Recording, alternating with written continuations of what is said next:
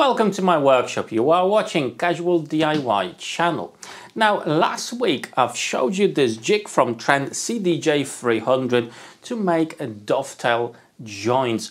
Now you can get different types of templates. The one for me is the lapped dovetail template, and I'm going to show you today in much more detail how to use this jig, how to set it up correctly so you can make a box or a drawer or anything you want, making sure that you follow all the steps that are necessary to have a successful project with this. And there are a few steps that you actually need to follow to make sure this will give you good results. So let's jump into this and I'll show you the way. Now, if you haven't seen the first video about this jig, how to put it together and what's actually included in the package, I do recommend you watch my first video. I'm going to leave a link for it down below in the description of this one and in the pinned comment. Now, a couple of things we need to mention with regards to the timber you're going to be using for your projects, as you will be limited to a certain degree. The thickness of your boards needs to be between 12 and 25 millimeters. Now, the version I've got is 300 millimeters, so we are limited in how wide your board can be as well. Although you can buy a bigger jig that's 600 millimeters. Now, as we are talking about how wide the boards can be with this jig, that's actually a very important factor when it comes to planning your projects, as depending on how wide the board will be, it will produce that many tails. So for example, if the board is 21.5 millimeter wide, you're going to have one tail. If it's 43 millimeters, two tails. 64.5 millimeter, three tails. 86 millimeters, four tails, and so on. So in my case, I'm going for four tails, 86 millimeters wide board. That's what I've got. Right, so I've prepared some timber and I've got two boards that will become the size. They are 35 centimeters long and two boards that are 25 centimeters long. They will be the front and the back. As I mentioned, they are at 86 millimeters wide and they are 18 millimeters thick. Now I do also have two more boards. These will be my scrap boards. On these I will be testing the initial setup of our jig to make sure I will have perfect joints. Now I'm going to follow the instructions that are in the manual itself for the initial setup. Okay, so this is our baseline. On one of the boards that will be on top of our jig, we need to scribe a line that's 15 millimeters away from the edge. Now, to help myself out with the whole alignment, I'm going to do that on two boards. So on the scrap piece and on the main board. And why, I'm going to show you in just a second.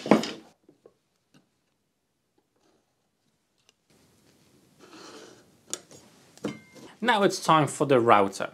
We need to set up the router, so the router bit is at 17 millimeters, okay? So best thing to do is to have a router with a micro adjustment. It would be a lot easier than later on to actually dial in this setting, as the responsibility of the router itself is how loose or tight the joint is. So if the joint itself is too loose, you need to increase the depth of the cutter. If it's too tight, you need to decrease it. And the second setup lies with the jig itself. So if the dovetail joint is too shallow, you need to move the template, this comb here, towards the body of the machine.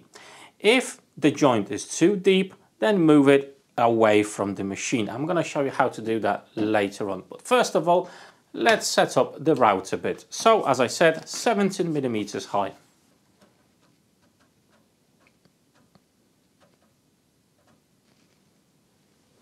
I think that will be just fine. Okay, now let's set up the jig itself. First of all, I'm gonna remove the comb itself, the template.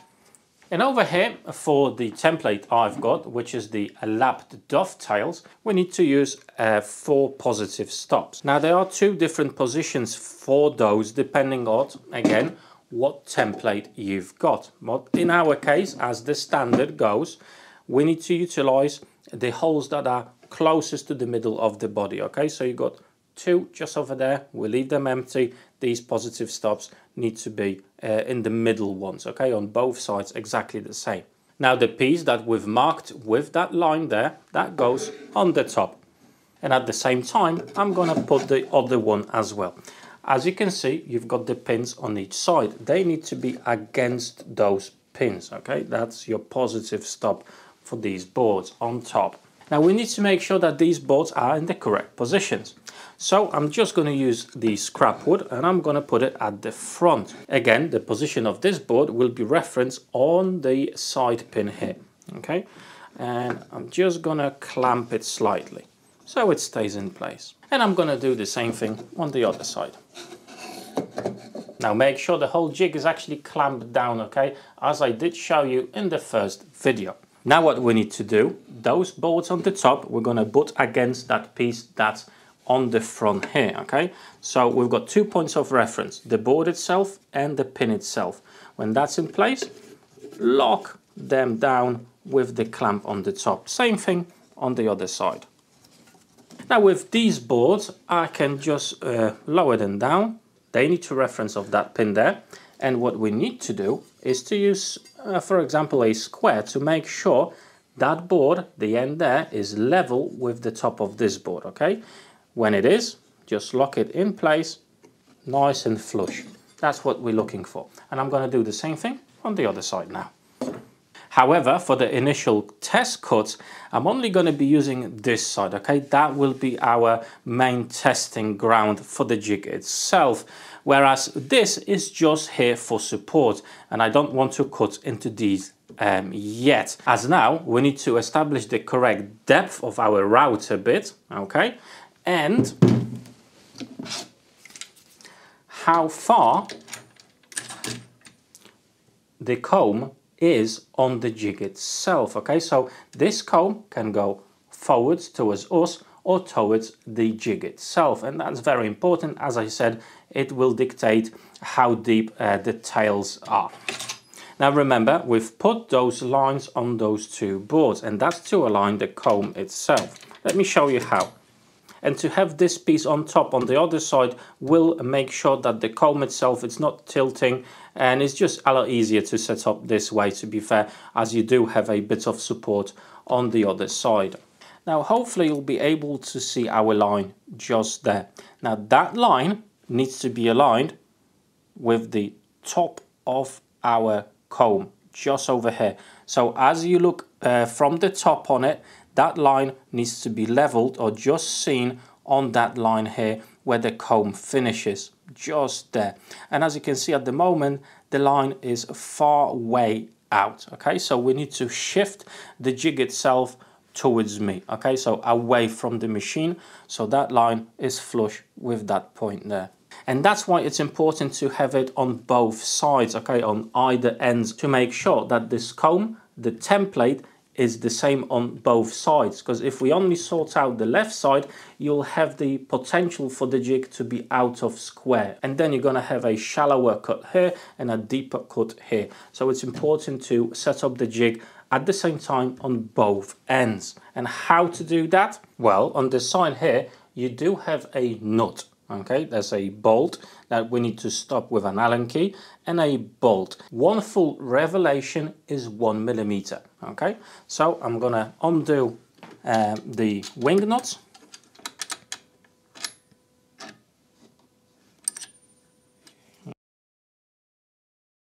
And I think I'm actually there. So now if I look right straight down, I can see that that line there is just on the edge of the comb here.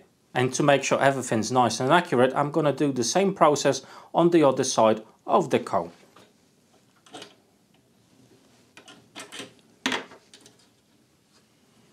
And now I'm in the correct position on both sides. Okay, the timber and the jig itself, everything's set up. The router bit depth, that's set up. So now we can do our first test cut on this. The first thing we're going to do is going from right to left to score the front of that timber. So that will help us to prevent any potential blowout. When we score that timber there, then from left to right, we're going to be cutting the rest of the timber.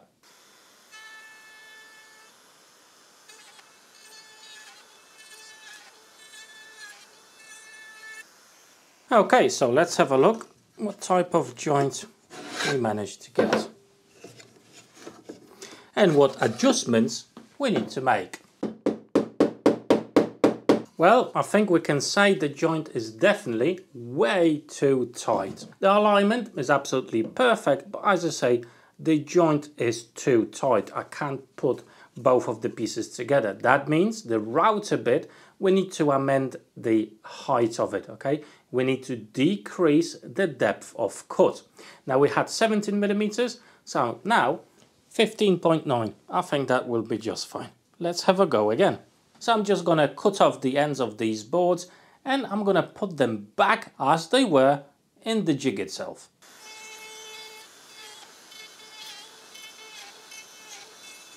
Right, let's have a look at the fit now.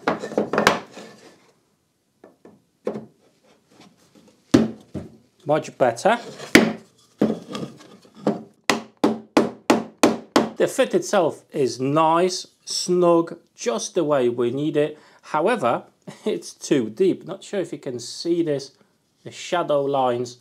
It's way too deep, probably about 2 millimeters. So now we need to make the adjustment in the jig itself. As the joint is too deep, we need to move this template away from the jig itself, okay? So I'm gonna go probably about 1.5 millimeters away. So instead of using the line where it's at 15 millimeters, I'm gonna change the line. I'm gonna draw another line that's 13.5 millimeters. And to that new line, I'm gonna set up the comb.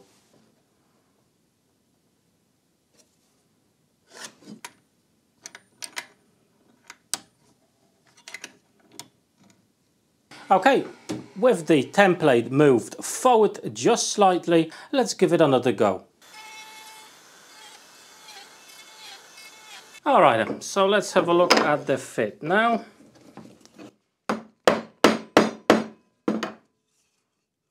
And I think we've got full success. Check that out. Nice and flush. Good tight fit. It's not too loose, not too tight. Just perfect.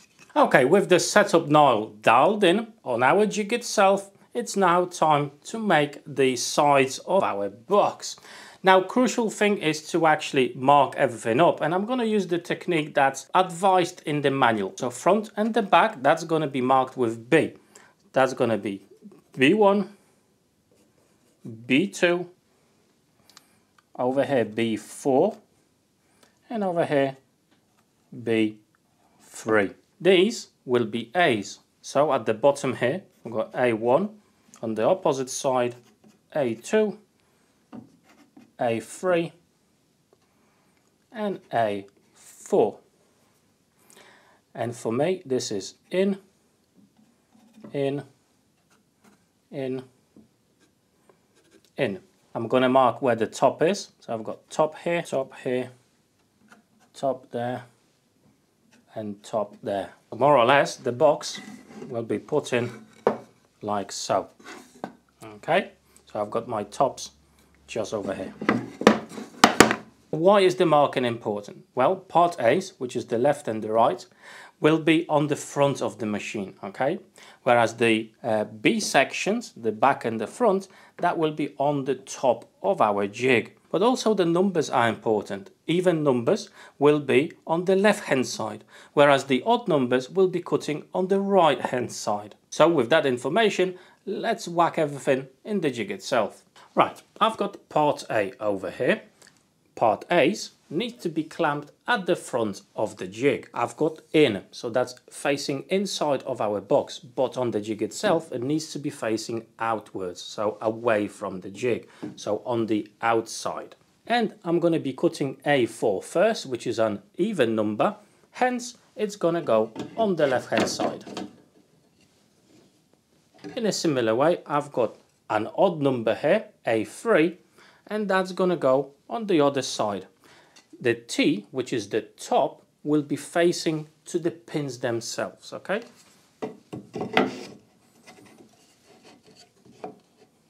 On the top here, obviously, the section B, I've got B2. The T is marking the top of the box, so it's facing the pin, and that B is facing here. And again, that's in, which means it needs to be facing out.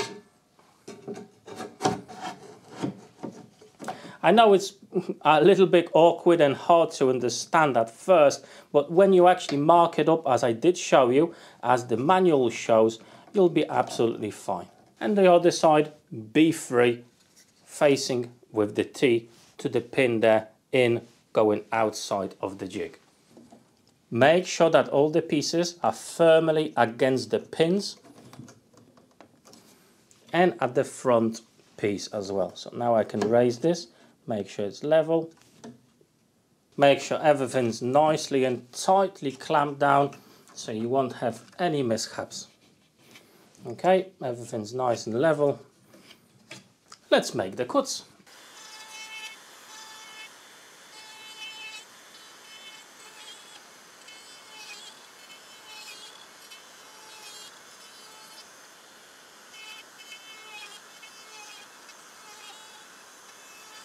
Okay, now we can swap everything out to the new locations.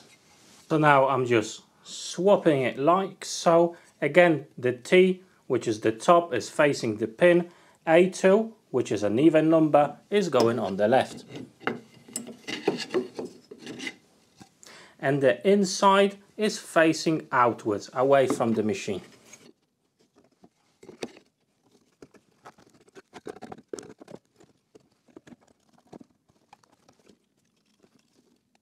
Okay, everything's set up for the second go.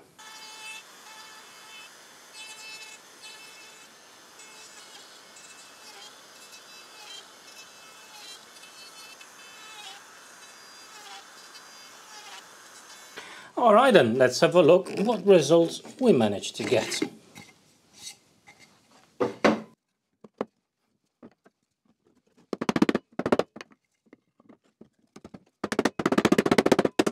Well, I have to say, this came out actually not bad at all. Check them out, absolutely beautiful, nice and flush. Sides are flush as well, absolutely beautiful. And as you can see, using the right width of the board will also make sure that all the pins and all the slots and the right positions, and you don't have a awkward end on your boards. It just looks absolutely beautiful.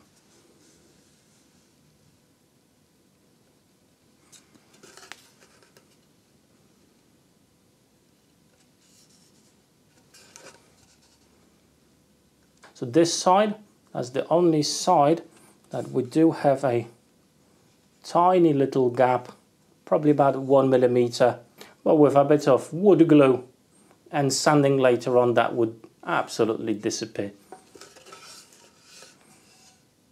Overall, absolutely fantastic results. And that's the process you need to follow to set up this jig. Now this jig is now for me fully set up for material that's 18 millimeters in thickness. Okay, I can use any other boards, any other widths of the boards with this jig now, and I'm gonna have exactly the same results. So it is a bit of a faff to actually set it up, and to be frank, I was quite, well, lucky that only had to do one adjustment to the router bit height, and one adjustment to the template itself as well. And to be fair, with this jig, it's not just about millimeters. Sometimes it's half millimeters or fraction of millimeters that will make your joint absolutely perfect. My joints, I think, are very, very good. They're not super perfect. I could still pursue them to be absolutely spot on, but for me this will absolutely do. Now I would suggest, if using this type of jigs with the router, you arm yourself with a very good depth gauge. Okay, that will help to establish the correct position of the router bit, and later on the second stage, setting up the template itself, is super crucial to have both of the boards on each side. It just speeds up the process. It's a lot easier to make sure that both of the sides are exactly in the same positions.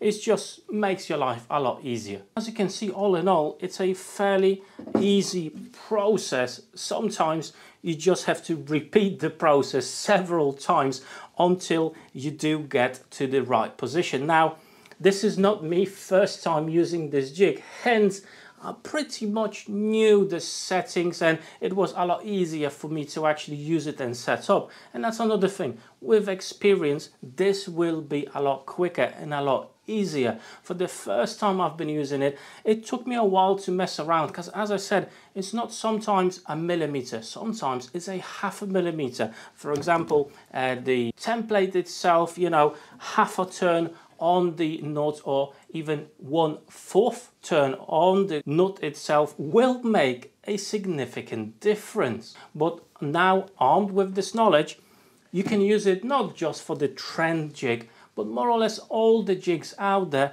they work in a very similar way. And I hope that, hey, first of all, you can create fantastic joints like these, something that, you know, will add that sparkle on top of your projects, because they do look absolutely beautiful and gorgeous and they do speak quality. But with a jig itself, you can do it quite quick, whereas with hands I could never cut dovetails by hand. I don't have the patience for it, the skill, and my hands are just too shaky for it, so I will never probably do it by hand.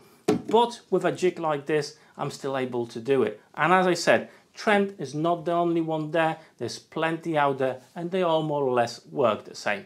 Now, I hope today's video was informative and was helpful to you. If it was, drop me that like button down below. And if you don't mind, please share this video with your friends and family so maybe more people could watch it as well. But hey, that's it from me today, but don't go just yet. I've got some really cool playlists just over here, so click on those and maybe you'll find your next video there to watch. Take care.